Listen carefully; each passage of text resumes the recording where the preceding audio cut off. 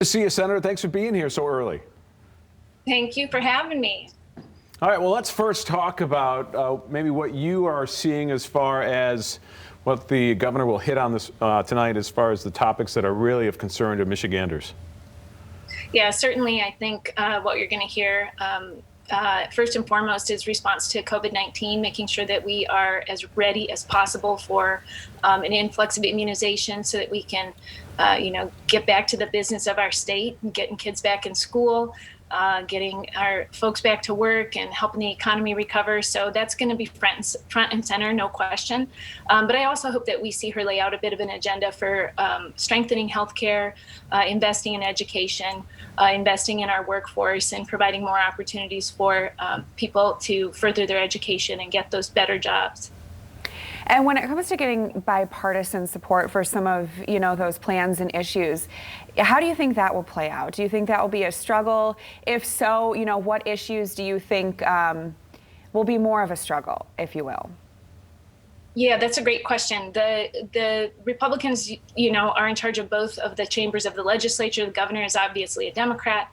We have divided government. So anybody can put out a list of agenda items that they would like to do. But if we can't find a way to work together, none of that will happen. So there's a lot of things on the Republicans list that they put out yesterday, although they're very general. I'd like to see some more meat on those in terms of what they would actually do to strengthen things like education or to help workers or to, make healthcare better, right? So we see a lot of platitudes about make Michigan healthier.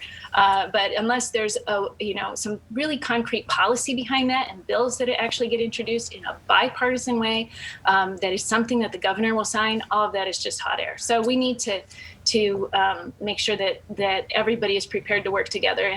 And that attitude alone is probably a lot more important than exactly what those policies look like today.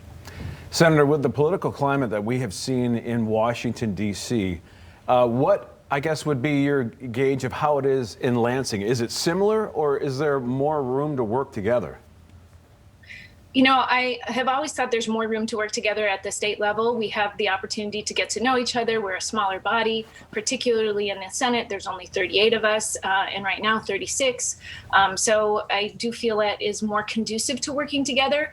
However, you've been watching the news and you've seen in the heart of West Michigan and in Michigan in general, some of those elements that have really caused our nation a lot of consternation, in the actions of January 6th, unfortunately, there were a lot of folks from Michigan who participated in that, and we want to, it's going to be difficult to overcome that. There simply and frankly is too much support for that kind of element among the Republican Party, and we need to find a way to help them move beyond that so that we can actually put the people of Michigan first and start working on those policy ideas that I was talking about earlier.